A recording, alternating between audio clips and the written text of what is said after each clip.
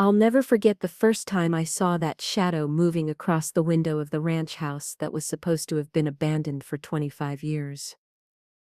My heart stopped when our eyes met for the briefest instant before the figure disappeared into the darkness. In that moment, I realized the property my husband had left me wasn't as empty as everyone believed. And the secrets Harrison kept during his life were just the tip of the iceberg of a story that would completely change the course of my existence. I never thought I'd be standing here again. My trembling fingers touching the rusted padlock on the gate that had haunted my dreams for a quarter century. The Montana wind whispered through the tall grass, bringing with it memories I'd spent decades trying to bury. The late September sun cast long shadows across what used to be Brennan Ranch, the place where I'd experienced both my greatest joy and my deepest sorrow. Just take photos for the property listing, sign the papers next week, and we're done. That's what Gregory had said with that familiar tone in his voice. The one that treated me like fragile crystal about to shatter. The same tone everyone had used since Harrison died 6 months ago. But they didn't understand. None of my 3 surviving children understood what this place did to me. How could they? They were so young when it happened. When Christopher, my firstborn, my golden boy, I couldn't even complete the thought. Even after all these years, the memory of my 9-year-old son's laughter echoing across Cedar Lake, and then the terrible silence that followed, still had the power to bring me to my knees. The mining company's offer is more than fair, Mom. $22 million. Think about what we could do with that. Vanessa had insisted just yesterday, her lawyer husband nodding beside her, his eyes already calculating his percentage. Harrison would want this for us. But would he? In our 30 years of marriage after we left this place, Harrison mentioned the ranch so rarely that sometimes I wondered if he'd erased it from his memory as completely as I tried to. Except for those trips, 2 or 3 times a month, like clockwork, fishing, medical conferences, reunions with old college friends. Different excuses, always the same strange quietness when he returned. I pushed the gate, expecting resistance from 2.5 decades of abandonment. But it swung open with surprising ease. The chain and rusted padlock were purely decorative. My heart began to race. The dirt road ahead wasn't overgrown with weeds as it should have been. It was maintained, with recent tire tracks clearly visible in the dust. "Hello," I called out. My voice sounded thin against the vastness of the Montana sky. No answer came. But as I walked the half-mile path toward the old house, I noticed other discrepancies. The fences were repaired.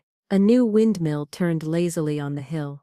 In the distance, I could make out buildings that hadn't existed before, not just our old ranch house.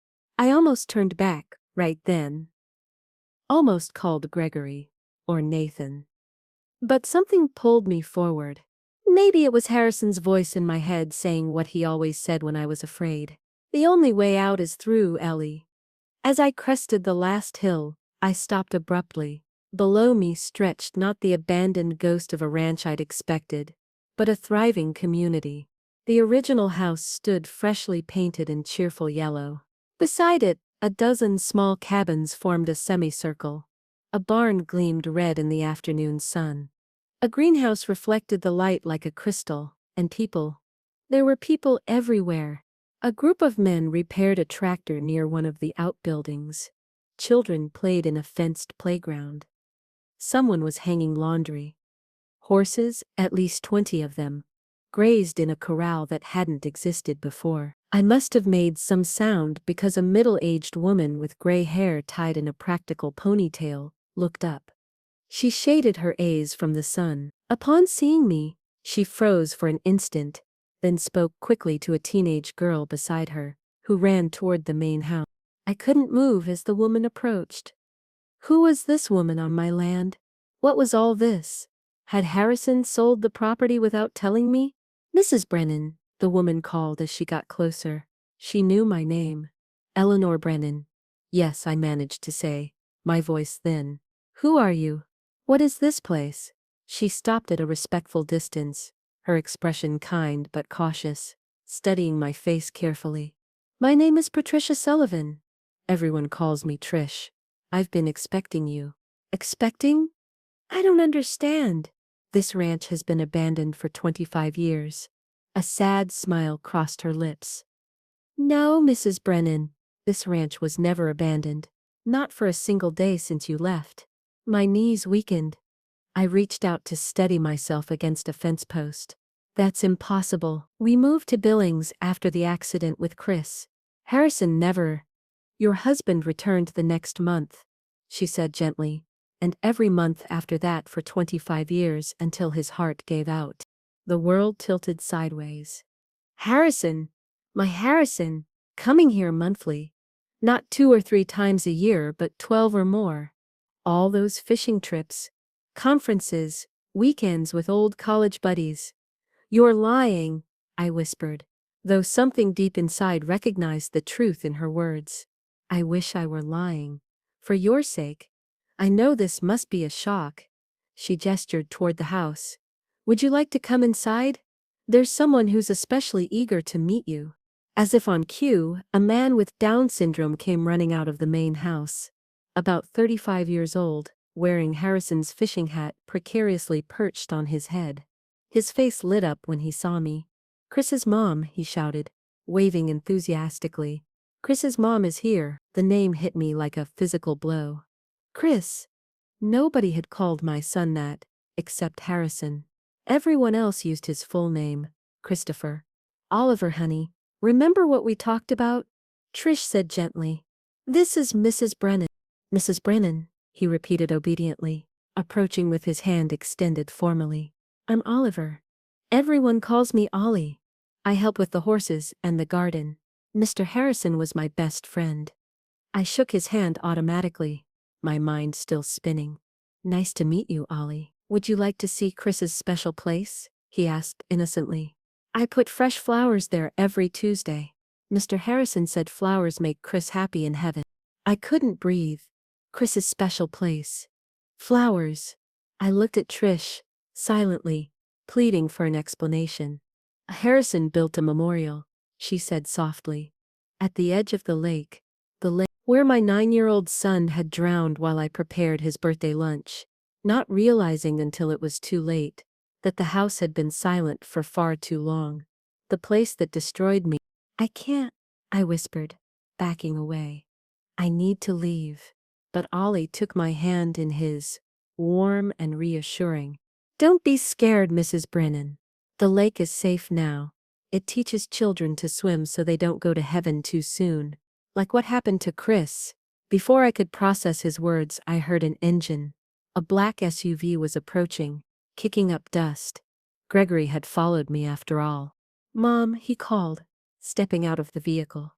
What the hell is going on here? Who are these people? When Trish turned toward my eldest surviving son, her expression changed subtly. Your father's legacy, she said simply. And you must be Gregory. He spoke of you often. My son's face darkened as he looked around, taking in the impossible scene before us. This place was supposed to be abandoned. Who gave you permission to be here? Ollie stepped behind me, suddenly nervous. Your father did, Trish responded, her voice firm. For the last 25 years. That's impossible, Gregory snapped, stepping protectively between me and the stranger who claimed to know so much about my husband. My father never mentioned any of this. Because he promised your mother he wouldn't, Trish replied with a calmness that somehow made her words even more devastating. He kept 2 promises in his life. Never abandon those in need. And never hurt Eleanor with memories of this place. I found my voice, though it sounded distant in my ears. You said you were expecting me. How did you know I'd come? Trish's eyes softened. Harrison knew you'd come eventually, after he was gone. She reached into her pocket and pulled out a key ring. He left instructions. There are things he wanted you to see. Gregory stepped forward. We're not here for some mysterious treasure hunt. This property is being sold. These people need to be evicted immediately. I watched several people in the distance turn toward us. Anxiety visible even from afar. A woman clutched her child tighter. Gregory, please, I said. finding unexpected firmness. Let's at least understand what's happening here. What's happening is trespassing, Mom. We need to call the sheriff. Miss Harrison said we could stay forever, Ollie spoke up. Still half hidden behind me. He promised. Gregory's face hardened. My father died 6 months ago, and he wasn't the sole owner of this place. My mother owns it jointly. Yes, Trish interrupted, now with a professional tone. That's why we were waiting. A young woman approached, carrying a small child in her arms. Military bearing. Tired eyes. Everything okay, Trish? Everything's fine, Kylie. No need to sound the alarm. This is Mrs. Brennan and her son. They're just visiting. Kylie relaxed slightly, but her eyes remained vigilant. Should I tell the others? Not yet. Let's give Mrs. Brennan time first. I studied the young woman. Barely more than a girl, really. 22 maybe. The child in her arms had her eyes. You live here? I asked directly. She nodded. 2 years now, since my husband. She swallowed hard. Afghanistan. The VA couldn't. Her words trailed off, but the meaning was clear. Gregory's jaw tightened. But even he seemed to recognize that evicting a military widow from the property wouldn't be a good look. Mom, we should discuss this privately, he said, his voice strained. Yes, Trish nodded. Mrs. Brennan, perhaps you'd like to see the house. My house, the ranch house where I'd spent 10 happy years before that terrible day. Where I'd brought all my babies home from the hospital. Where I'd watched Chris take his first steps on the wide front porch. I'll go with you, Gregory insisted. Actually, I surprised myself by saying, I'd like a few minutes alone with Trish. His eyebrows shot up. Mom, we don't know who these people are. I think we do know, I responded, a strange calm taking hold of me. They're people Harrison cared about. For now, that's enough. I watched him calculate whether to push back. But 30 years had taught him to recognize when I'd made a decision. Fine. 30 minutes, then we're calling our lawyer. An hour, I replied. I hadn't negotiated with my children since they were teenagers. It was an oddly empowering feeling. As Gregory retreated reluctantly to his vehicle, I followed Trish toward the house, with Ollie trailing behind us cheerfully.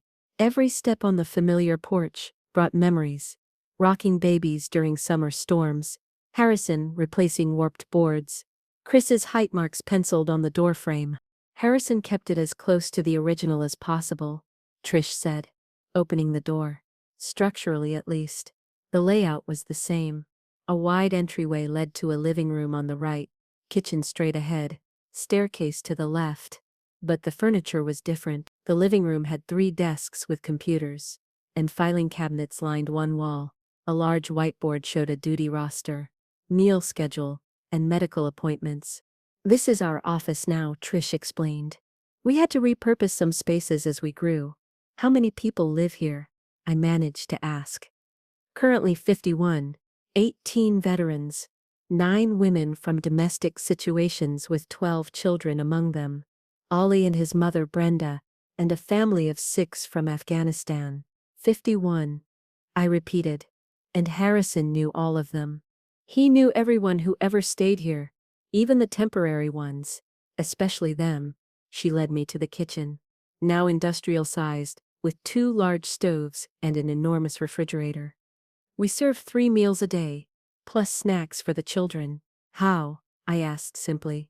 How is this funded? Trish's eyes met mine. Harrison. That's not possible. We weren't wealthy. Harrison was a family doctor, not a secret millionaire. The land, she said simply. At least parts of it. The kitchen table, not my old pine one, but a massive metal countertop, held stacks of children's drawings. One caught my attention, stick figures around a blue circle. The words Chris's water curled above it in a child's handwriting. What is Chris's water? I asked, my throat tight. Trish exchanged a glance with Ollie, who had been unusually quiet. The swimming place, Ollie said, brightening. Where kids learn not to drown. I put flowers there every Tuesday because that's when Chris went to heaven. The room spun. Trish quickly pulled out a chair. I'm sorry, Mrs. Brennan. We should have waited before. Show me, I interrupted. Show me everything. Trish nodded slowly. First, there's something you need to see upstairs.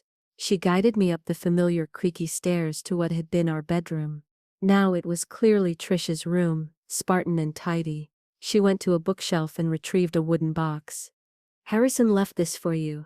He made me promise I'd give it to you first, before showing you anything else. The box was hand-carved, with Eleanor inlaid in mother of pearl. Harrison had always worked with his hands to relieve stress. I'd never seen this box before. I opened it with trembling fingers. Inside was an envelope with my name and dozens, maybe hundreds of sealed letters beneath, each one meticulously dated, 25 years of unsent letters. The envelope contained a single page in Harrison's characteristic handwriting. My dearest Eleanor, if you're reading this, two things have happened. I've left this world, and you've found your way back to the ranch. I've rehearsed this moment in my mind 1,000 times, wondering what would come first. My courage to tell you the truth, or my death. It seems death won that race. I kept secrets from you, my love. Not affairs or hidden addictions, but a different life. One I built alongside our life in Billings. A life where Chris's memory serves as foundation, not wound. I couldn't sell this land after we lost him. I couldn't bear the thought of strangers living where his laughter filled every room. But I also couldn't let it decay. So I came back, first to grieve alone, then to rebuild, then to give it new purpose. What began with one homeless veteran seeking refuge in our barn became something I never imagined. A community. For 25 years I've written you a letter every month, explaining it all. I never sent them because I feared reopening your wounds. Perhaps it was cowardice disguised as protection. Forgive me, Eleanor, for my secrets, for my silence, for leaving you this burden. But please, before you decide the fate of this place, see what it's become. I loved you completely, even in my duplicity. Always, Harrison. I looked at Trish, tears streaming down my face. You knew all along. For 15 years, she said softly. Since Harrison found me sleeping in a church after I left the convent. He brought me here, showed me what he'd built, and asked me to help administer it. While I knew nothing, I whispered. Because he loved you too much to make you remember, she replied. The question now, Mrs. Brennan, is whether you're ready to see what Chris's death helped create. Through my tears, I nodded.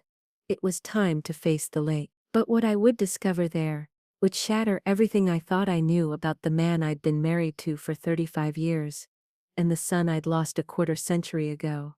The path to the lake hadn't changed. Still a gentle slope between cottonwood trees that whispered in the wind. But I noticed new additions.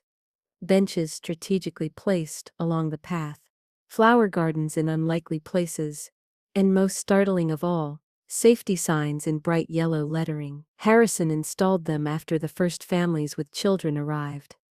Trish explained as we walked. No child is permitted at the lake without an adult.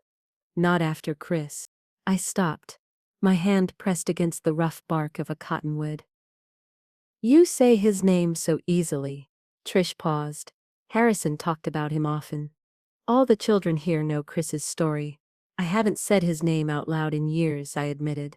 The confession coming from somewhere deep inside me. It hurts too much. I understand, she said simply. But she couldn't understand. How could anyone comprehend what it's like to be frosting your son's birthday cake? To glance out the window expecting to see him playing with his toy trucks, only to realize you haven't heard his voice in too long, to run frantically to the lake screaming his name, to see a small body floating face down, so still, so terribly still. Mrs. Brennan. Trish's voice brought me back. We can do this another day if... Now, I said firmly. We kept walking, and I noticed Ollie had disappeared ahead. Where's Ollie? I asked. He always runs ahead to the memorial. It's his special responsibility. The trees parted, and suddenly the lake stretched before us. Smaller than in my nightmares but no less menacing. Its surface gleamed innocently in the afternoon sun. But my eyes were drawn to what hadn't been there before. A curved wooden deck, extending over the water with railings and steps leading to a swimming area, cordoned off by ropes. A small boathouse stood nearby, and at the water's edge, a stone memorial where Ollie was carefully arranging wildflowers. I approached slowly, my heart pounding loudly in my ears. The memorial was simple but beautiful. A granite stone, set in a small garden, with a bronze plaque embedded in its face. It read, Christopher Harrison Brennan, 1983, 1992. For every life saved here, his spirit soars higher. Below it was a smaller plaque. 47 children have learned to swim safely here. None were lost. My knees gave out, and I collapsed onto the garden bench, tears blurring my vision. 47 children, I whispered. Trish nodded.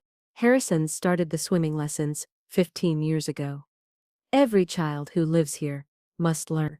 He hired certified instructors, built the safe swimming area, installed rescue equipment. She hesitated before adding, Your grandson was one of them. I looked up sharply. What? Sarah's son, Tyler?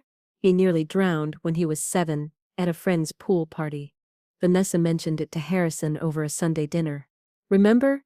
She was distraught. Harrison listened quietly, then changed the subject. Typical Harrison, uncomfortable with family drama. I remembered. Vanessa had been shaken for weeks. Harrison paid for Tyler's lessons anonymously. Drove 3 hours every Saturday for 6 weeks, to watch secretly from his car, while Tyler learned to swim at that fancy aquatic center in Bozeman. I shook my head in disbelief. Vanessa never knew. Nobody knew, except me, because I had to reschedule the veterans carpentry class he usually taught those Saturdays. Trish gave a sad smile. That was Harrison, solving problems in the shadow. Ollie approached, beaming with pride at his flower arrangement. Pretty for Chris. Yes, I said, my voice breaking. Yellow was his favorite, Mr. Harrison told me. Yellow had been Chris's favorite. Indeed, his room had been painted sunflower yellow. The detail made me catch my breath. How many other memories of our son had Harrison kept alive while I locked mine away? It's beautiful, Ollie, I managed to say. Want to see the special swimming place? I can swim now, Mr. Harrison taught me. I'm not scared of the water anymore. Ollie pointed excitedly toward the deck structure. Perhaps later, Ollie. Trish touched his shoulder gently. Mrs. Brennan needs time. I looked at the lake, the place I'd demonized in my mind for 3 decades. The place where I'd lost everything. Except I hadn't lost everything. I'd lost Chris, a wound that would never heal. But I still had Harrison, Gregory, Vanessa, and Nathan. I'd had a life in Billings, students who adored me, grandchildren who brought me joy. While I drowned in grief, Harrison was here, transforming our tragedy into something miraculous. While I taught children to fear water, he taught them to swim. Why didn't he tell me? I asked, not expecting an answer. But Trish had one. The first year, he came to mourn alone. He found a homeless veteran sleeping in the barn, a man named Vincent Carter who served in Iraq. Harrison let him stay. Then another veteran came. And another. She sat beside me on the bench. 5 years in, there were 12 people living here. Harrison wanted to tell you then. He drove to Billings with photos, plans to show you how this was helping him heal, helping others. What happened? He saw you laughing with friends outside a restaurant. He said it was the first time he'd seen you truly happy since Chris's death. He couldn't bear to reopen the wound. He came back here and built the first cabin. Ollie walked back to the memorial, humming softly to himself. Every time Harrison convinced himself you were ready, something would happen. A panic attack. When someone mentioned Montana at dinner. Your refusal to let Chris's photos be displayed. Your nightmares that still came every year on his birthday. I remembered those moments, those small flashes of my continued fragility that I'd thought I'd hidden so well. 10 years ago, Trish continued, when the ranch was thriving with over 30 residents, Harrison finally wrote you a long letter, explaining everything. He drove to Billings determined to hand it to you personally. What stopped him? He found you in Chris's room. The room you kept exactly as it was when he died. You were holding his teddy bear, crying. It was his birthday. I remembered that day vividly. I'd thought I was alone, that Harrison was at a medical conference in Chicago. I never knew he'd seen me in my most intimate grief. After that, Trish said, he created the trust, made the legal arrangements for the ranch to continue without him. He decided his two worlds would remain separate until his death. And now here I am, I finished. She nodded. He loved you too much to break your heart twice, but what waited for me in Harrison's journals would reveal a depth of dedication and sacrifice that would force me to reconsider everything I thought I knew about my marriage, my grief, and the true meaning of legacy. A small voice called from up the path. A little girl, maybe 8 years old, with auburn hair that caught the sunlight, the same shade as Chris's had been. Miss Trish, Mom said to check on dinner. Coming, Emma, Trish responded. Then she turned to me. Harrison's last project. Emma's father was a Marine, killed in Iraq. Her mother had no way to afford housing. They came here 6 months before Harrison passed. As if summoned by our conversation, a dozen more people appeared on the path. Adults and children heading toward the lake for what was clearly an evening ritual. Trish stood. It's time for swimming class. Every day at 4. Would you like to watch? Or would you prefer to return to the house? I looked at the lake, at Chris's memorial, at the safety measures Harrison's had implemented, at the children approaching with towels and smiles. For 25 years I'd fled from this place. For 25 years Harrison had transformed it. I'm staying, I said. I need to see. The swimming class was both beautiful and excruciating to watch. A certified instructor, a former Olympic hopeful named Marcus, who'd lost a leg in Afghanistan, Trish explained, guided 8 children through the roped-off swimming area. Their laughter echoed across the water, so different from my memories of this place. We use the Red Cross method, Trish said, as we watched from the shore. Harrison researched every swimming program in the country before choosing it. Lowest drowning statistics of any technique. I noticed a man standing on the deck with a life preserver and whistle, watching each child intently. Another adult was in a kayak just beyond the swimming area. No child was more than an arm's length from an instructor. 3-tier safety system, Trish explained, following my gaze. Instructor in the water, spotter on the deck, lifeguard in the boat. Plus all staff are CPR certified. Chris had died because there was no system. Just a boy who slipped away while his parents prepared his birthday surprise. A moment of inattention that destroyed 3 lives. Ollie sat cross-legged near the memorial, humming softly to himself. He seemed content with his self-assigned role as guardian of Chris's memory. When the class ended, children climbed up the path, wrapped in towels and chattering excitedly. Emma, the auburn-haired girl, stopped in front of us. Did you see me, Miss Trish? I can float on my back now. Marcus said I'm ready for level 3. Wonderful, sweetheart. Trish responded with genuine pride. Emma's curious eyes turned to me. Are you a new grandma? My grandma's in heaven with my daddy. Before I could respond, a young woman hurried over. Emma, don't bother Mrs. Brennan, she turned to me. I'm sorry. I'm Andrea, Emma's mom. It's okay, I assured her. And yes, Emma, I suppose I am new here. The girl smiled radiantly. You'll see me dive tomorrow too? I'm going to learn to kick backwards. Something twisted in my heart. Pain, yes, but something else too. I'd like that, I heard myself say. As Andrea led Emma away, Trish touched my arm gently. Let me show you the rest before Gregory returns. There's much more to see. We walked back toward the house, following a different path that passed by the cabins I'd seen earlier. Each small structure houses 2 families or 4 single residents. Trish explained, all built with timber from the property, designed by a veteran architect who found purpose building homes for others after losing his own family to a drunk driver. Beyond the residential area stood the greenhouse, a state-of-the-art hydroponic system that provided vegetables year-round. Harrison sold the north parcel last year, Trish said. The one with mineral rights. He used the money to expand our sustainability projects. I stopped walking. He sold part of the ranch? For how much? Trish hesitated. $3 million. The amount shocked me. He didn't tell me about that money. I don't remember any large deposit. He didn't deposit it in your joint accounts. He created the Brennan Ranch Trust and funded it with the proceeds for sustainability after he was gone. $3 million hidden from me. From our children. Spent on strangers while Gregory struggled to pay for his son's college. While Vanessa worried about medical bills after her husband's layoff. While Nathan battled demons that kept him in and out of rehab. Show me the documentation, I said, my voice harder than I intended. Everything. Trish nodded, unsurprised by my reaction. It's all in Harrison's office. We returned to the main house, where she led me to a room off the main hallway. Harrison's office. I'd forgotten our ranch house had this small room. We'd used it as storage during our years here. Now it was unmistakably Harrison's space. His medical reference books adorned the shelves alongside dog-eared Louis L'Amour novels. His guilty pleasure.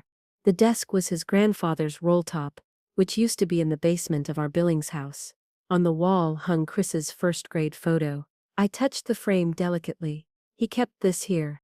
He kept all the family photos here, Trish said. He called it his heart room. She went to the desk and unlocked the bottom drawer with a key from her pocket. These are the trust documents, property records, and financial statements. And these, she placed a stack of leather-bound journals next to the legal documents, are his diaries. 30 years of them. I sank into Harrison's chair, running my fingers over the topmost journal, the oldest one, dated the year after Chris's death. I came back to the ranch today. I couldn't sell it. Couldn't bear strangers living where Chris's laughter echoed. I tore down Johnson's for sale sign, called him and said we changed our minds. Eleanor doesn't know. It's the first secret I've kept from her in 15 years of marriage. But how do I tell her I need this place she can't bear to remember? I slept in Chris's room, found his toy soldier under the bed, cried until dawn. I flipped several pages, 3 months in, repaired the barn roof, started clearing storm debris. Gives my hands something to do while my heart still searches for answers. Eleanor thinks I'm at a medical conference in Seattle. I hate lying to her, but she's sleeping through the night now in Billings, making friends at her new school, mentioning Chris without breaking down. My coming here would unravel all that healing. And later, 1 year after Chris's death, found a man sleeping in the barn today. Vincent Carter, Iraq veteran, homeless. No family. Eyes like the ones I see in the mirror. Haunted. I offered him dinner. He asked if he could stay and help with repairs in exchange for shelter. I said yes before I even thought about it. It's good to have another soul here. The ranch was never meant to be empty. 5 years later, 12 people live here now. Vincent brought others. All veterans, all homeless. Good men in trouble. We've converted the bunkhouse. Added a bathroom to the old tack room. They're reclaiming the ranch, and it's healing them. I should tell Eleanor. I drove to Billings intending to. Saw her laughing with friends outside that Italian restaurant she loves. First real laugh I've seen since Chris. Couldn't bear reopening the wound. Came back and started building a proper cabin. The men deserve real shelter. 10 years in. Met Patricia Sullivan today. Ex-nun, who left her order after reporting abuse. The church tried to cover up. Found her sleeping in St. Michael's Church when I went to Chihuahua. Wait. That doesn't make sense for Montana. Let me correct that. Found her sleeping in the church in Billings when I went to buy supplies. Something about her reminded me of Eleanor. That same quiet strength. I offered her the teaching position for the children. We have 5 kids living here now. Parents are working addicts or incarcerated. We need someone with educational training. When she saw the ranch, what we've built, she cried. Said she'd finally found her true calling after all. I think I found mine too. With trembling hands, I skimmed through the most recent journal. Entries from last year. The doctor said my heart is failing. 6 months, maybe less. Haven't told Eleanor yet. Can't bear to see the fear in her eyes. Need to use this time to secure the ranch's future. The trust is almost ready. Trish will take over completely. She practically already runs everything. Just need to ensure the funds last. Sold the north parcel to Miller Mining. $3 million. Told Eleanor I was at a cardiology conference in Houston. More lies to protect her. Used the money to build permanent housing for the veterans. Installed the solar system. Modernized the greenhouse. Purchased medical equipment. The ranch will be self-sustaining now. My legacy for Chris. Transforming the place of his death into a sanctuary of life. The last entry was dated just 2 weeks before his sudden heart attack. Made a video for Eleanor today at Chris's memorial. Tried to explain everything. 47 children have learned to swim here. 47 lives potentially saved. One for every year Chris would have lived if I'd watched him more carefully that day. My penance. My redemption. I hope someday Eleanor understands why I hid this from her. Why I built this secret life. Not from lack of love, but from its abundance. The ranch is ready. I'm ready. But I fear I'm leaving her an unbearable burden. The truth. I closed the journal as the sound of car doors slamming echoed outside. Gregory had returned, and he'd brought reinforcements. Vanessa's BMW and Nathan's motorcycle were now beside Gregory's SUV. All 3 of my surviving children had arrived, ready to sell their brother's legacy without even knowing it existed. This is absurd, Gregory's voice carried through the open office window. Squatters' rights don't exist anymore, especially when the actual owners are here. I quickly dried my tears, tucking Harrison's journals back into the desk drawer. My 3 children were in the front yard, confronting Trish, who maintained her characteristic calm. As I explained, Mr. Brennan, this property is held in a trust. I'm simply the administrator. Trish was saying when I stepped onto the porch. It's your mother you should be talking to. 3 heads swiveled toward me. Vanessa rushed forward, her lawyer instincts sharp, immediately assessing my reddened eyes. Mom, what has this woman been telling you? Are you okay? I'm fine, I replied, surprised by the firmness in my voice. And she's not this woman, Vanessa. She's a resident of Brennan Ranch. The Brennan Ranch doesn't exist anymore, Gregory retorted. This is just land we own, that's apparently been colonized by strangers. Harrison's journals say otherwise, I responded.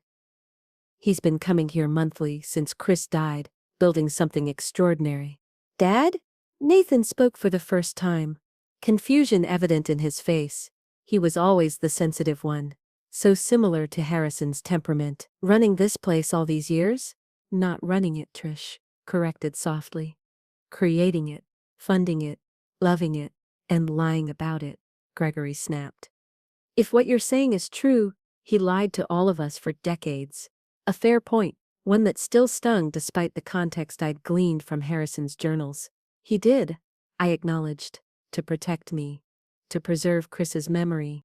Chris has been gone for 25 years, Vanessa said, her voice softening at my obvious distress. We all loved him, Mom, but this, she gestured toward the bustling community behind us, this is insane. Dad hiding millions in family assets to fund some personal charity project. $3 million, to be exact, I said. From the sale of the north parcel last year. Gregory's face darkened. $3 million? Are you kidding me? I asked Dad for help with Tyler's college tuition last spring. He said things were tight with retirement and my medical bills after Victor's layoff, Vanessa added. He suggested I look into payment plans. I hadn't known those details. In our marriage, Harrison handled our finances, and I'd let him do it willingly. Now I wondered what else I might have missed. Nathan, still silent, was watching the activity at the ranch. A group of veterans returning from the field, tools slung over their shoulders, women gathering children for dinner, Ollie waving cheerfully at seeing us. I want to see everything, I declared.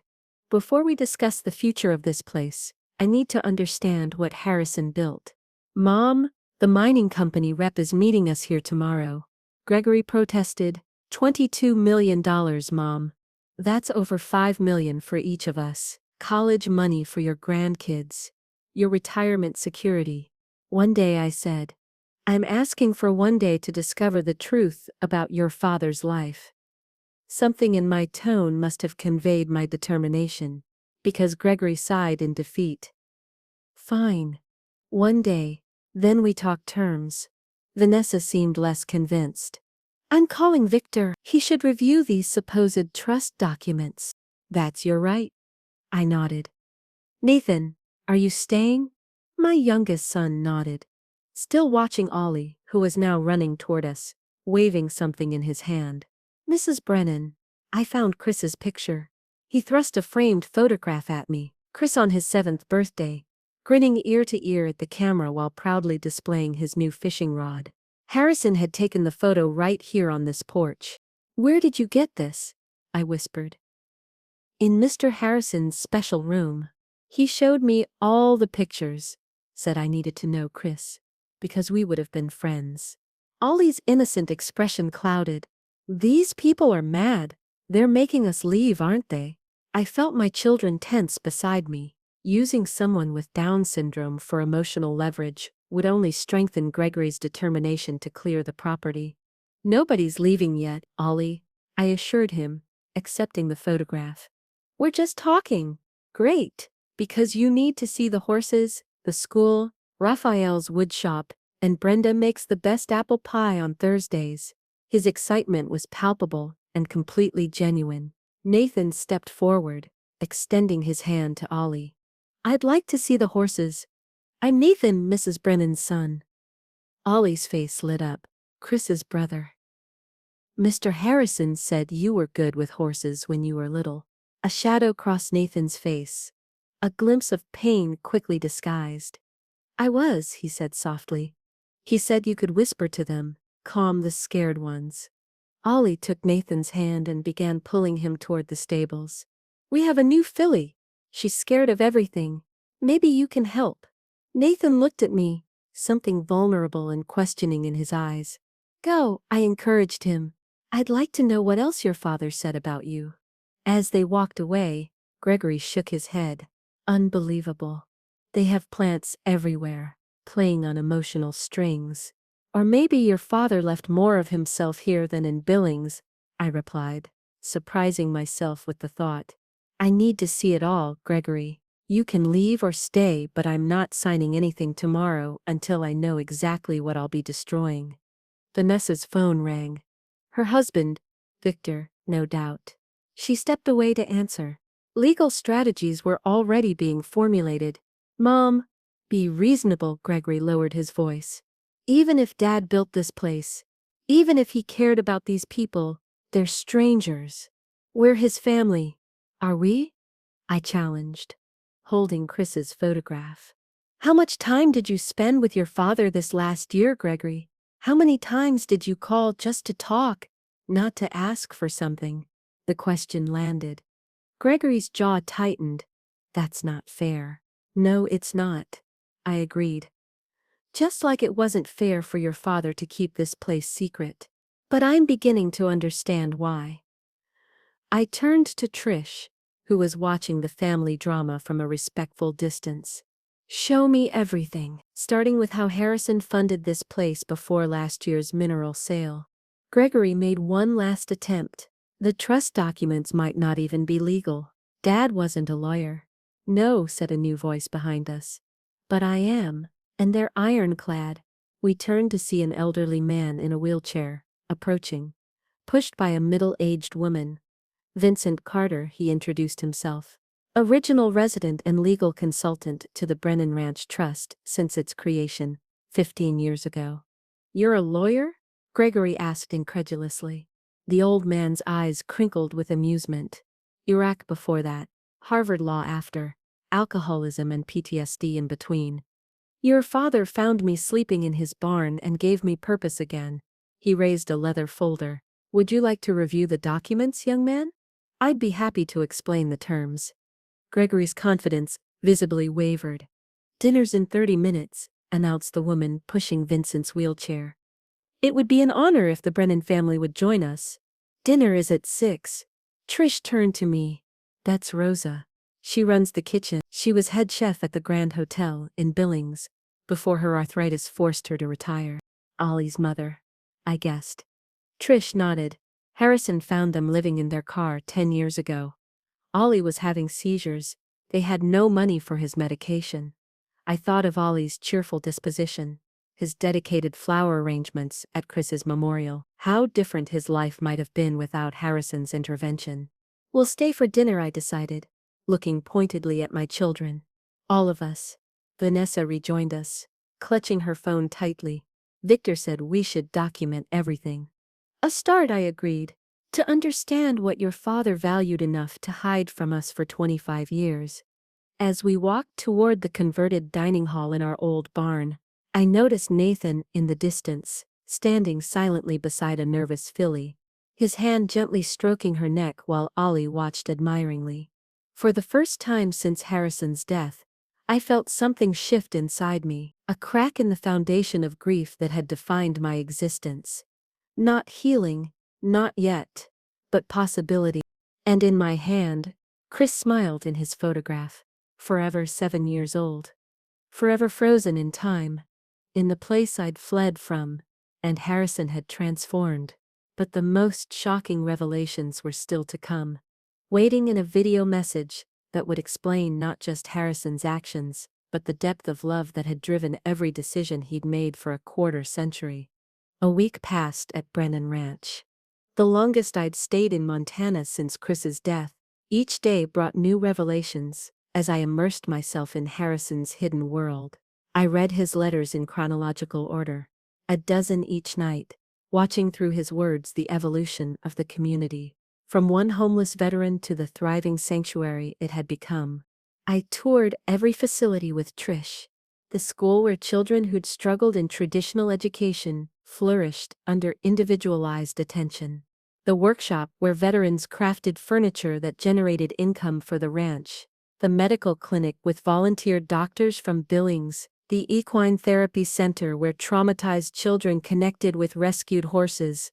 My own children reacted differently. Gregory returned to Billings after 2 days, citing urgent business matters, but promising to consider options.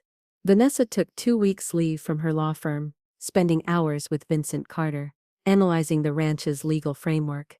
Nathan never left. He moved into a small cabin near the stables, spending days working with the horses and evenings in long conversations with Ollie and the veterans.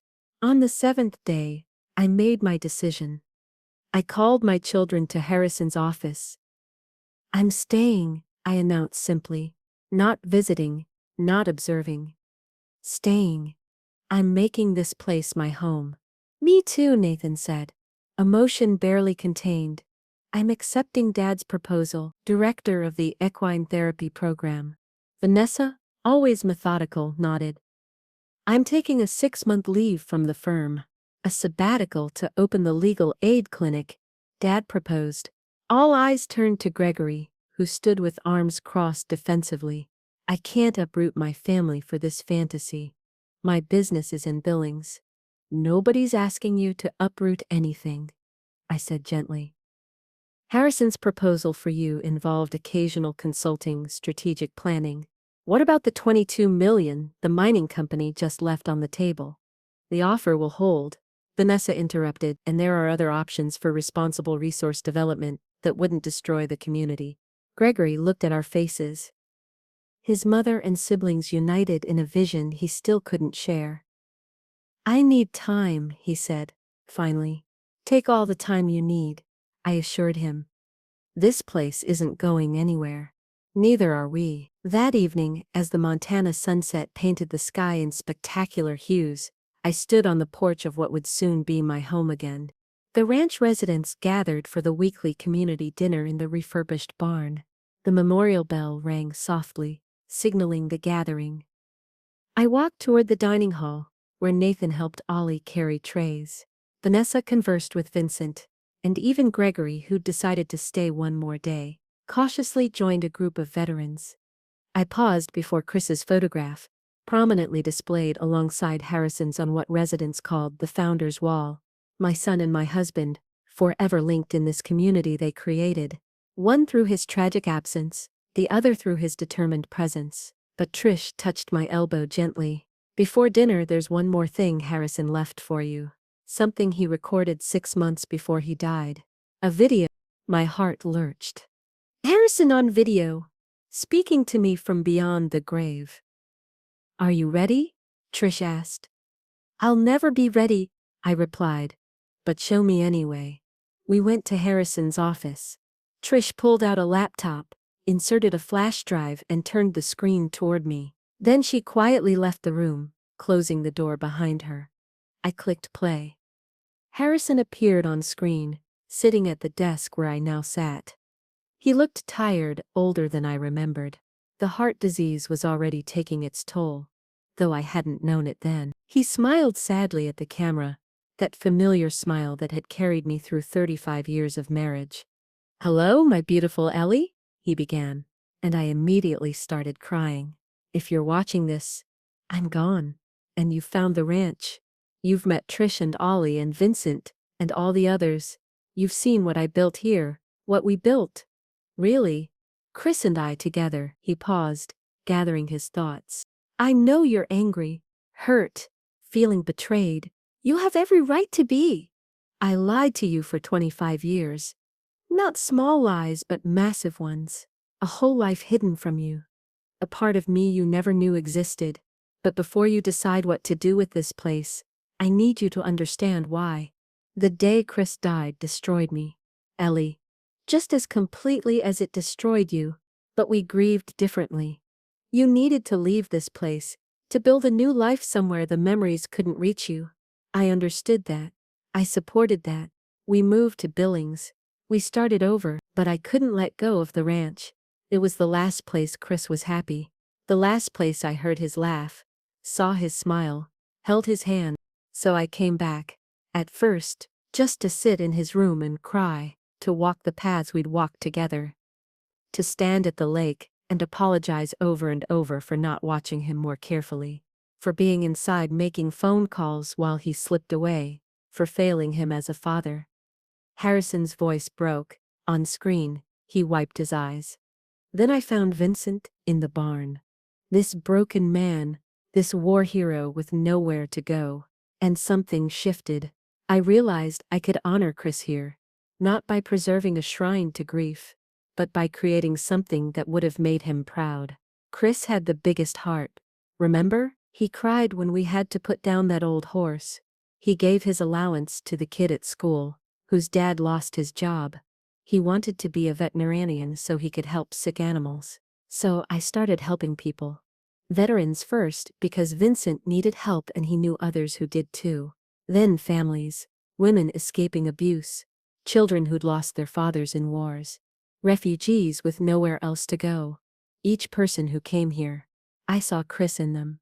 The Chris who could have been, the Chris who would have opened his heart to anyone in need. Harrison leaned closer to the camera. But I couldn't tell you, Ellie. Every time I tried, I saw how far you'd come in your healing. How you'd rebuilt your life. How you smiled again. How you slept through the night without nightmares. And I couldn't bear to drag you back to this place. To these memories. So I kept 2 lives. Our life in Billings, where I was your husband, the children's father, a small-town doctor, and this life, where I was something else, the keeper of Chris's legacy. Was it wrong? Probably. Was it cowardly? Maybe. But it came from love. Ellie, love for you, love for Chris, love for all these people who needed somewhere to belong. He gestured off camera, presumably at the ranch beyond the office walls. $3 million. You're probably thinking, $3 million that could have paid for Tyler's college, for Vanessa's medical bills, for Nathan's rehab. And you're right. I made a choice. I chose this community over our children's comfort. I chose Chris's memory over financial security. But here's what I hope you'll understand. This place is self-sustaining now. The trust ensures it'll continue without me. The people here aren't dependents. They're contributors. They work, they build, they give back. Vincent runs the legal clinic. Marcus teaches swimming. Rosa feeds everyone. Trish holds it all together. They don't need charity. They need dignity, purpose, community. And Chris, Harrison's voice dropped to almost a whisper. 47 children have learned to swim here, Ellie. 47. I keep count.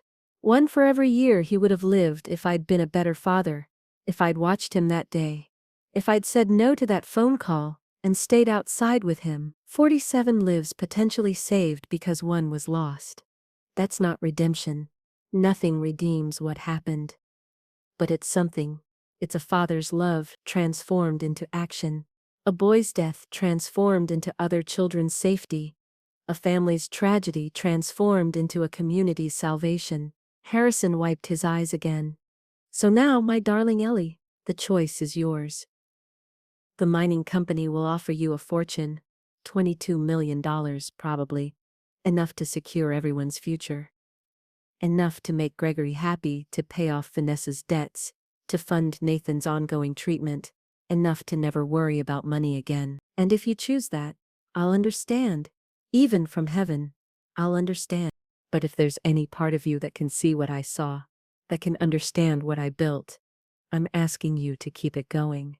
Not for me, not even for Chris, but for Ollie, who finally has friends and purpose. For Kylie and her daughter, who have a home. For Vincent, who found his law degree mattered again. For all of them. Harrison leaned back in his chair. I love you, Eleanor Brennan. I loved you the day I married you. I loved you the day Chris was born. I loved you the day he died. I loved you every day I lied to you about where I was going. I loved you enough to hide this from you. Maybe that was wrong. Maybe you'll hate me for it, but it came from love. All of it, every choice, every secret, every lie, all love. He smiled one more time. That crooked smile I'd fallen for 36 years ago. Take care of yourself, Ellie. Take care of our children. And if you can find it in your heart, take care of this place. It's Chris's legacy as much as mine. Maybe more. Goodbye, my love. Until we meet again. The video ended. I sat in Harrison's chair, tears streaming down my face, my heart breaking and mending simultaneously. He'd lied to me for 25 years. He'd hidden millions of dollars. He'd built an entire life I knew nothing about. And he'd done it all out of love. Complicated, messy, imperfect love. But love nonetheless. I don't know how long I sat there before Trish knocked softly. Mrs. Brennan, dinner's ready. Are you? I'm fine, I said, though my voice was thick with tears. I'll be there in a minute. She nodded and closed the door again. I looked around Harrison's office, his books, his desk, Chris's photo, the journals documenting 25 years of secrets. And I realized something. This wasn't betrayal. This was sacrifice. Harrison had carried the weight of this place alone, so I wouldn't have to. He'd rebuilt what I'd abandoned. He'd transformed what I'd feared. He'd turned our greatest loss into dozens of people's greatest hope. At dinner, I sat between Nathan and Ollie. Vanessa was across from me, already deep in conversation with Vincent about nonprofit law. Gregory had positioned himself at the end of the table, still maintaining distance but no longer hostile, just confused, processing. Rose's food was exceptional. Roasted chicken, fresh vegetables from the greenhouse, bread baked that afternoon. The dining hall buzzed with conversation and laughter. Children ran between tables. Veterans told stories. Mothers compared notes on their kids' progress. It felt like family. Halfway through dinner, Trish stood and rang a small bell.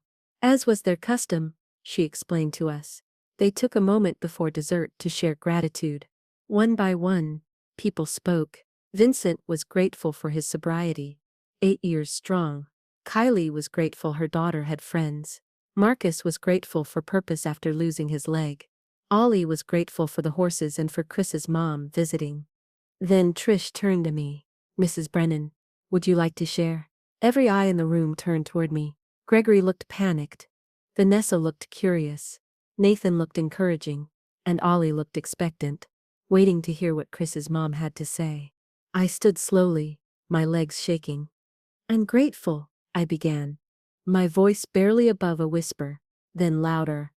I'm grateful for my husband Harrison, who I thought I knew completely, but who surprised me, even in death. I'm grateful for my son Chris, whose memory I've been running from for 25 years. And I'm grateful for all of you, who Harrison loved enough to keep secret, to protect, to build a community around. My voice broke, but I continued. I came here planning to sell this land, to take the money and move on, to finally close the chapter on the worst tragedy of my life. But I've learned this week that Chris's death wasn't the end of a story. It was the beginning of one. Your stories, this community's story. A story my husband wrote in secret for 25 years. I looked around the room, making eye contact with as many people as I could. So, I want you to know that this ranch isn't being sold. Not to the mining company. Not to anyone. It's staying exactly what Harrison made it. A home. A sanctuary. A place where Chris's memory saves lives instead of haunting them. The room erupted. People were crying, hugging, applauding. Ollie jumped up and down. Vincent wiped his eyes. Rosa crossed herself. And my children, my 3 surviving children, watched me with expressions I couldn't quite read. After dinner, we gathered again in Harrison's office. Just family this time. Gregory spoke first. Mom, are you sure about this? $22 million? I've never been more sure of anything, I replied. Vanessa leaned forward. I've been going through the financials with Vincent. The ranch is solvent, but barely. One bad year, one major expense. And it could collapse. Then we'll make sure that doesn't happen. I said firmly, the trust has $3 million in reserves. We can apply for grants, increase the furniture business, maybe start selling the greenhouse produce. We'll figure it out. Nathan grinned. Dad left detailed plans, 5-year projections, expansion possibilities, revenue streams. He thought of everything, except telling us about it, Gregory said. But his tone was softer now, less angry, more sad. He was protecting Mom, Vanessa said quietly. Right or wrong, that's what he thought he was doing. Gregory stood and walked to the window, looking out over the ranch in the gathering darkness. Lights glowed in cabin windows. The barn was lit up for the evening activities. The greenhouse reflected the last rays of sunset. I can't move here, he said finally. But I can help. Financial consulting. Strategic planning. Maybe quarterly visits to review operations. I let out a breath. I didn't know I was holding. That's all I'm asking. Vanessa nodded. 6 months here, then we'll reassess.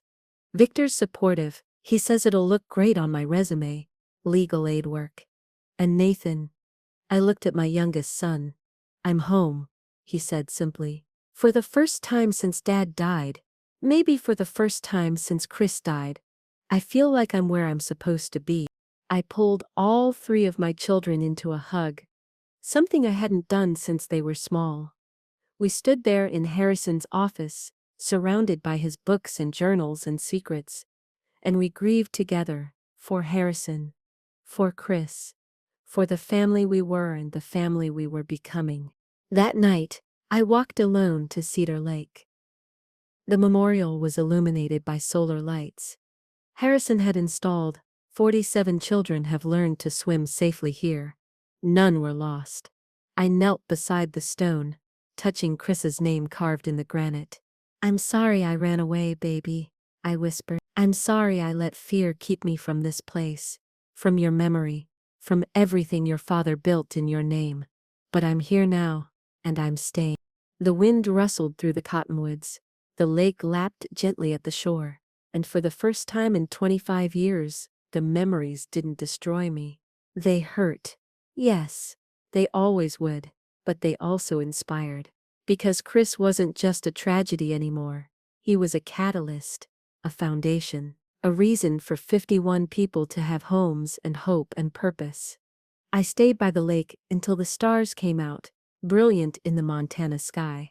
When I finally walked back to the house, I saw Nathan on the stable porch, talking quietly with Ollie, Vanessa in the office, laptop open, already drafting legal documents, and even Gregory standing by his SUV, phone to his ear, probably already making plans for how to help from Billings. My family. Broken and healing and growing.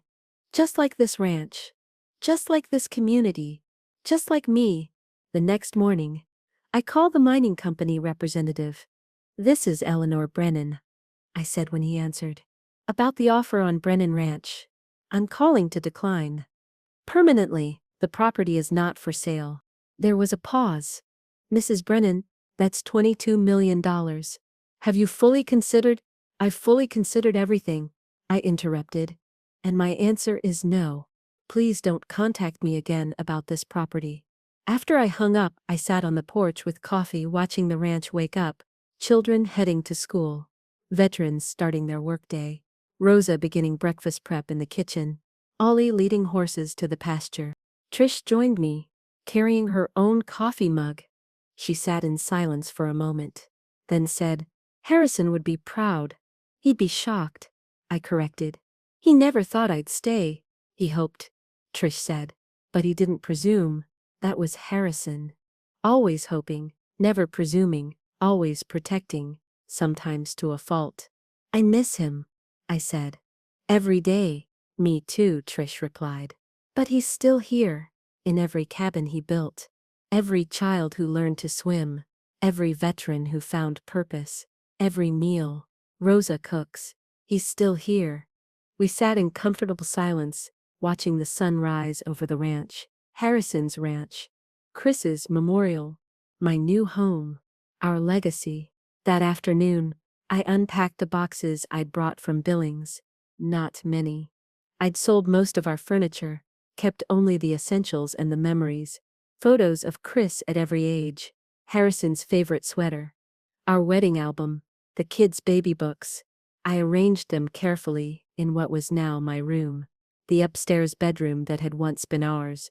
From the window, I could see the whole ranch, the cabins, the barn, the greenhouse, the stables where Nathan worked, the office where Vanessa prepared legal documents, the playground where children played, and in the distance, the lake, Cedar Lake, no longer a place of horror, now a place of healing, of safety, of Chris's legacy. Ollie appeared at my door, knocking softly. "Mrs. Brennan, is it okay to visit?" "Of course, Ollie. Come in." He entered shyly, looking around at the photos I'd displayed. "That's Chris," he said, pointing to a picture of my son at age 7, at his birthday, 2 years before he went to heaven. "Yes," I said. "How did you know?" "Mr. Harrison showed me. We looked at pictures every Tuesday after I put flowers on the memorial. He told me stories about Chris, how he loved fishing and horses and helping people." My throat tightened. That's exactly who he was. Ollie smiled. "Mr. Harrison said Chris would have liked me, that we would have been friends." "I think you're right," I said. "Chris had a huge heart. He loved everyone. Just like you do." Ollie beamed at the compliment. "I'm glad you're staying, Mrs. Brennan. The ranch needs Chris's mom." I hugged him. This sweet man who kept my son's memory alive with flowers and stories and love. "Thank you, Ollie, for taking care of Chris's special place. For being his friend, even though you never met him." "It's easy to be his friend," Ollie said simply. "He's a good guy. Even in heaven." After Ollie left, I sat on my bed, surrounded by memories and new beginnings, and I realized something profound. Harrison hadn't just built a ranch, he'd built a bridge from grief to hope, from loss to purpose, from death to life. And now it was my turn to walk across that bridge, to leave behind the woman who'd spent 25 years running from pain, to become the woman who'd spend whatever years remained honoring her son's memory, by protecting his legacy. That evening, at the weekly community meeting, Trish introduced me formally.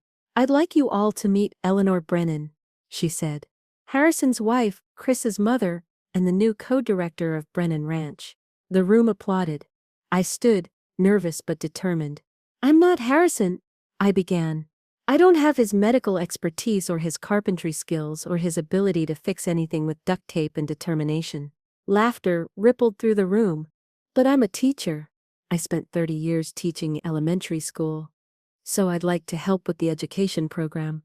And I'm a mother. I know what it's like to worry about your children, to want them safe and happy and thriving. So I'd like to support the families here however I can. I paused, gathering courage. And I'm Chris's mom, which means I understand loss and grief and the long journey of healing. So if anyone here needs someone who gets it, who's been in the darkness and found her way back to the light, I'm here. More applause. More tears. Vincent raised his hand. Mrs. Brennan, many of us here struggle with guilt. Survivor's guilt. Mostly, we made it home when our friends didn't. We're alive when others died. How do you live with that? His question was so raw, so honest. I took a deep breath. I don't know if I'm living with it or if it's living with me, I admitted. Some days are harder than others. Chris's birthday. The anniversary of his death. Random Tuesdays when I hear a child laugh and remember my son's laugh. But I'm learning that guilt doesn't have to be the end of the story. It can be the beginning of something meaningful. I looked around the room. All of you are proof of that. You carry guilt. Yes. But you're also carrying purpose. You're building, you're helping, you're living in a way that honors those who can't. That's not erasing the guilt, but it's transforming it into something beautiful. When the meeting ended, people approached me, one by one, sharing their stories, asking questions, welcoming me home.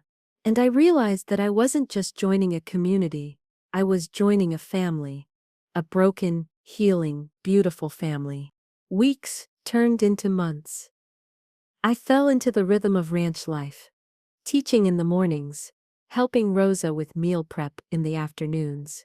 Evening walks to Chris's memorial, where I'd sit and talk to my son, telling him about his legacy. Nathan thrived. His equine therapy program helped 6 children in the first month alone. Kids who'd been through trauma, connecting with horses who'd been through trauma, healing together. Vanessa's legal clinic opened in October. She helped 3 families with custody issues, 2 veterans with disability claims, and 1 woman escape an abusive relationship. I've never felt more useful, she told me. One Sunday dinner. Law school taught me how to bill hours. Dad taught me how to make a difference. Gregory visited monthly, true to his word. He streamlined our accounting, found grant opportunities, and even donated some of his own money to the solar panel expansion. He still didn't understand why I'd stayed, but he was trying. In December, on what would have been Chris's 34th birthday, we held a special ceremony at the memorial. 47 children, all who'd learned to swim at Brennan Ranch over the years, came back. Some were teenagers now. Some were adults with children of their own. They stood around the memorial, each placing a yellow flower, Chris's favorite color. Marcus, the swimming instructor, spoke. Chris Brennan saved my life, he said. Not directly. I never met him. But when I came back from Afghanistan, broken and purposeless, Harrison Brennan taught me that my story wasn't over, that losing my leg didn't mean losing my purpose. He gave me this job, teaching children to swim, teaching them to be safe in water. And every child I teach, I think of Chris, the boy who died so others could live. One by one, the children shared how swimming lessons had saved them. A girl who fell into a river at summer camp, but remembered her training. A boy who helped his little brother when he slipped off a dock. A teenager who'd become a lifeguard, already credited with 2 rescues. 47 children, 47 lives touched. All because of Chris. All because of Harrison. All because of love stronger than death. I stood to speak, my voice steady now. My son died 25 years ago, I said. For most of those years, I let his death define me. I ran from his memory. I hid from this place. I tried to pretend the pain would fade if I just ignored it long enough. I paused, looking at all the faces around me. But my husband, Harrison, taught me something, even after his death. He taught me that the opposite of death isn't life. It's legacy. Chris didn't just die. He lived. He loved. He laughed. He mattered. And because Harrison refused to let his death be meaningless, Chris continues to matter. Every day. in every child who swims safely, in every family who finds refuge here, in every veteran who discovers purpose, in every act of kindness in this community. I knelt beside the memorial, touching Chris's name. So happy birthday, baby. 34 years old today. I wish you were here. I wish I could see the man you would have become. But since I can't, I'll honor the boy you were. The kind, loving, compassionate boy who would be so proud of what his daddy built. So proud of all of you. Ollie started singing Happy Birthday. Soon everyone joined in. 47 voices, plus the residents and staff of Brennan Ranch, singing to a boy they'd never met but whose legacy surrounded them. It was the most beautiful sound I'd ever heard. That night, alone in my room, I opened the last of Harrison's journals. The final entry, written the day before he died. I think I'm ready now, ready to let go, ready to trust Ellie with the truth, ready to believe she's strong enough to handle it. She's always been stronger than she knew, stronger than I gave her credit for. I protected her, because I thought she was fragile. But she's not. She's steel wrapped in softness. She'll be angry at first, hurt, betrayed, but eventually she'll understand. She'll see what I built. She'll meet the people I helped. She'll stand at Chris's memorial, and she'll understand. And if I'm very lucky, if I'm very blessed, she'll stay. She'll make this place her own. She'll transform it even further, in ways I never imagined. Because that's what Ellie does. She takes broken things and makes them beautiful. She took my grief and made it bearable. She'll take this ranch and make it extraordinary. I love you, Eleanor. More than words. More than actions. More than life itself. Take care of our children. Take care of this place. Take care of yourself, and maybe, sometimes, when you're sitting by the lake watching the children swim, you'll feel me beside you, proud, grateful, at peace. Forever yours, Harrison. I closed the journal and pressed it to my heart. You were right, I whispered. I'm here. I understand. And I'll take care of everything. I promise.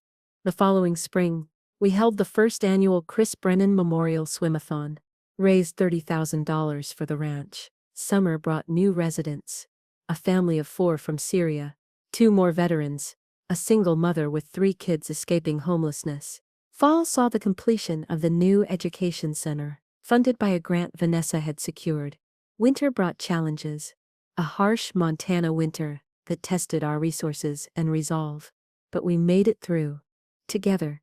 And through it all I discovered something unexpected. Joy. Not the absence of grief, but joy existing alongside grief. Laughter that didn't erase tears. Hope that didn't negate loss. A full life built on the foundation of heartbreak. One evening, 2 years after I'd first returned to the ranch, I sat on the porch with my children. All 3 of them. Gregory had brought his family for Thanksgiving. Vanessa had made the ranch her permanent home. Her legal clinic now serving 3 counties. Nathan was engaged to a veteran he'd met at the ranch, planning a spring wedding. We watched Ollie lead the horses to the barn, watched children play on the swings. Harrison had installed, watched the sun set over land that had seen so much loss and created so much life. Mom, Gregory said quietly, I'm sorry I fought you on this. I didn't understand.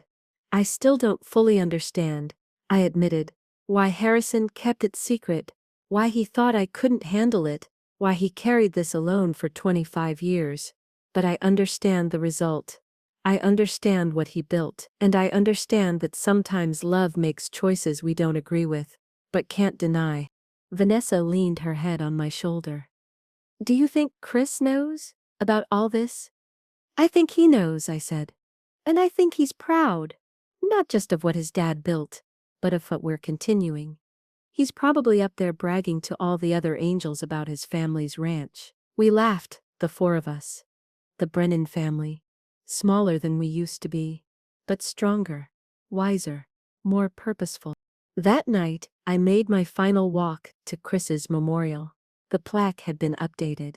63 children have learned to swim safely here. None were lost. 63. 16 more since I'd arrived. 16 more lives touched by my son's legacy. I sat on the bench Harrison had placed here, the one with a small engraved plate that read, "For Eleanor, who I hope will find peace here someday." I'd found more than peace. I'd found purpose, community, a new version of myself that could hold both grief and gratitude in the same breath. "Chris," I said softly, talking to him as I did every evening. "Your brother's getting married in the spring.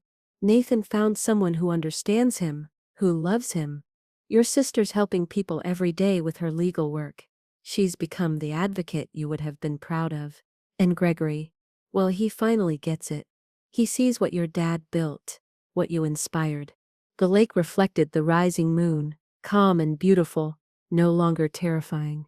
Just water, just nature, just a place where tragedy once happened, and healing now occurred daily. "I'm okay, baby," I continued. "For the first time in 25 years, I can say that, and mean it. I miss you every single day. I miss watching you grow up. I miss knowing the man you would have become. But I'm not drowning in that missing anymore. Your dad threw me a lifeline, even though I didn't know I needed it until he was gone." A sound behind me made me turn. Trish approached carrying 2 mugs of tea.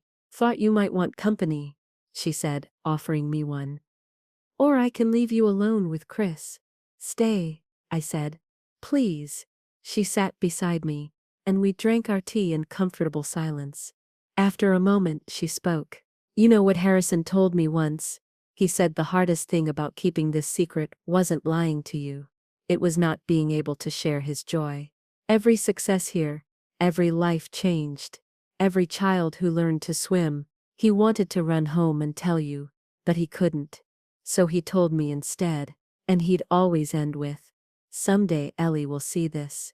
Someday she'll understand.'" "He was right," I said. "I do understand. Not the secrecy, maybe, but the love behind it." Trish nodded. "He loved you so much it scared him. Scared him into making choices that hurt you, trying to protect you from more pain. It was flawed. It was imperfect. But it was love. The purest kind of love." I realized. Sacrificial. Selfless. The kind of love that gives everything and asks nothing. The kind of love I'm trying to learn. Not just for the people here, but for myself. For the part of me that's been punishing herself for 25 years for not watching Chris more carefully that day. "You're not responsible for what happened," Trish said gently. "Accidents happen. Children slip away in seconds. You were making his birthday lunch. You were being a good mother." But I looked away. I whispered, "Just for a few minutes. Just to answer a work call. Just long enough." Trish took my hand. "Eleanor, listen to me. I spent 20 years in the convent. I've heard thousands of confessions, witnessed countless acts of contrition, and I can tell you with absolute certainty, you've punished yourself enough. Chris wouldn't want this. Harrison didn't want this. It's time to forgive yourself." Tears streamed down my face. "I don't know how. One day at a time," she said. "One moment at a time. Every time the guilt comes, acknowledge it, then remind yourself of something true. You're a good mother. You loved Chris completely. You love him still, and you're honoring his memory in the most beautiful way possible. By living, by helping others, by staying." We sat together until the stars came out, bright and countless in the Montana sky. When we finally walked back to the house, I felt lighter. Not healed, not completely, but lighter. The burden of guilt, so familiar I'd stopped noticing its weight, had loosened just slightly. And in that small shift, I felt hope. True hope. Not just for the ranch, but for myself. The months continued to pass. The ranch grew and evolved. We added a therapy center for PTSD, staffed by a psychologist who'd lost her son in Iraq, and found purpose in helping others heal. We expanded the greenhouse, now selling produce to restaurants in Billings and 3 surrounding towns. We started a scholarship fund for children of military families, named after Chris and Harrison, and I taught. Every morning, in the bright classroom we'd created in what used to be the old bunkhouse, I taught reading and math and science to children who'd struggled everywhere else. Children whose fathers were deployed or dead. Children whose mothers were recovering from abuse or addiction. Children who needed someone to believe in them. One student, a 9-year-old girl named Sophia, reminded me achingly of Chris. Same curiosity, same kindness, same way of tilting her head when she was thinking hard about something. Her father had died in Afghanistan. Her mother struggled with depression. The ranch had been their salvation. One day Sophia stayed after class. "Mrs. Brennan, can I ask you something?" "Of course, sweetheart." She fidgeted with her pencil. "Miss Trish said you had a son who died. Is that true?" "Yes," I said, my heart clenching. "His name was Chris. He died a long time ago." "Was he nice?" Sophia asked. "He was the nicest," I told her honestly. "He was kind and funny, and he loved animals and people and life. Just like you." Sophia smiled. "I wish I could have met him." "Me too," I said. "But you know what? He would have really liked you." She considered this. "Do you think people in heaven watch us?" "I believe they do," I said. "I believe Chris watches over this ranch. I believe he's proud of all the children who've learned to swim here, who found homes here. I believe he's especially proud of kids like you, who've been through hard things but keep going anyway." Sophia nodded seriously. "Then I'll make him proud. I'll work really hard in school and be really kind to people." "That's exactly what Chris would have wanted," I said, hugging her. "He'd be so happy to know you." After Sophia left, I sat in the empty classroom and cried. Not from sadness, though there was always sadness, but from the overwhelming beauty of it all. Chris's death, which had destroyed me for so long, was now creating meaning in ways I could never have imagined. His memory was teaching children to swim, to read, to hope. His legacy was providing homes and healing, and second chances. Harrison had seen it, had understood it, had built it all while I hid from the pain. And now I was here, continuing his work, transforming my grief into something that mattered. That evening, I updated the founder's wall, added new photos. Harrison with his arm around Vincent, both of them laughing. Chris on his bicycle, the day before he died. Me teaching my first class at the ranch. Nathan with the horses. Vanessa in her legal clinic. Even Gregory, on one of his visits, examining the greenhouse's new irrigation system. A family, I captioned it, built from loss, sustained by love. Ollie appeared beside me, studying the new additions. "That's a good picture of you, Mrs. Brennan. You look happy." "I am happy," I realized with surprise. Or at least, I'm learning to be. He pointed to Chris's photo. Mr. Harrison said, "Chris had the best smile." He was right. Chris did have the best smile. And you know what, Ollie? Every time you smile, every time any of the children here smile, I see a little bit of Chris. Really? Really? Because Chris's spirit lives in this place, in the kindness and joy and love here. He's not gone. He's just transformed. Ollie thought about this, like how caterpillars transform into butterflies. Exactly like that, I said, touched by his insight. Chris transformed from a boy we lost into a legacy that helps people. That's beautiful. Ollie beamed. I'm going to tell everyone that. Chris is like a butterfly. I laughed, the sound genuine and free. Yes, Ollie. Tell everyone.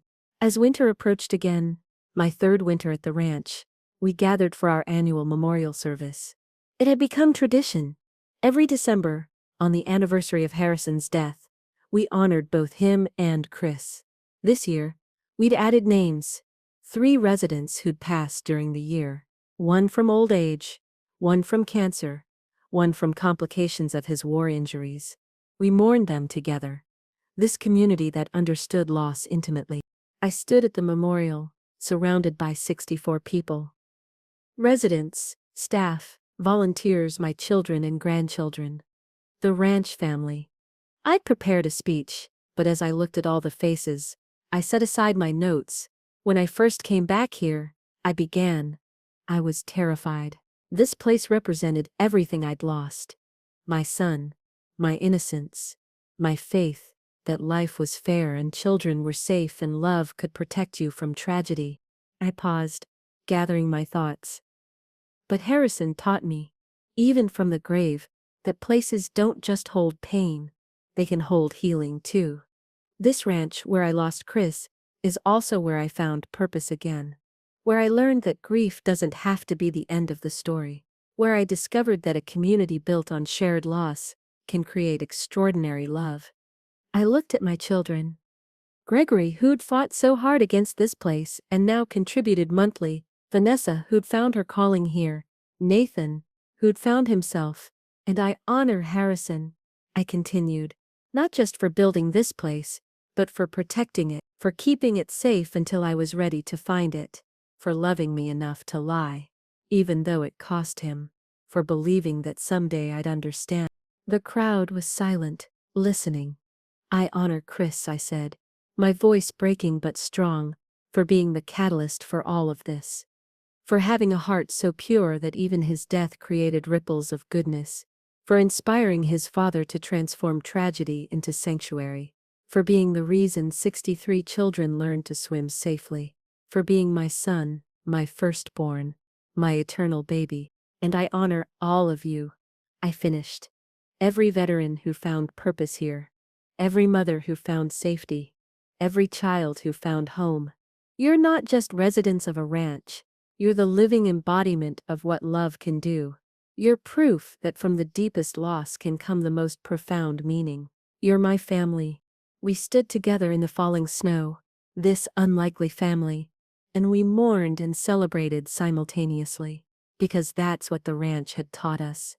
That both could exist, that grief and joy weren't opposites, but companions. That love didn't end with death, but transformed, continuing in new and unexpected ways. That night, I wrote in my own journal, something I'd started doing after reading all of Harrison's. Dear Harrison, I wrote, I understand now. All of it. Why you kept this secret. Why you built this place. Why you chose to honor Chris this way. It hurt to learn about it. It hurt to realize how much of your life I didn't know. But the hurt was worth it, because what you built here is extraordinary. I'm staying, my love. Not just physically, but emotionally. I'm planting roots in the soil we used to farm together. I'm making friends with the people you loved. I'm continuing your work, but also making it my own. And for the first time since Chris died, I'm not just surviving, I'm living. The kids are okay, better than okay. They've found meaning here too. Gregory's helping financially and strategically. Vanessa's legal clinic just won a national award. Nathan's getting married to a wonderful woman who understands his struggles. We're okay, Harrison. All of us. Because of you. Because of what you built. Because of the love you had for a son you lost and a wife you protected and a community you created. I forgive you for the secrets. I forgive myself for not seeing what you were doing. I forgive us both for being imperfect humans, trying our best with impossible grief. And I thank you for 25 years of monthly trips, for $3 million spent on strangers who became family, for swimming lessons that save lives, for building something that mattered more than money or comfort or conventional choices. I closed the journal and looked around my room.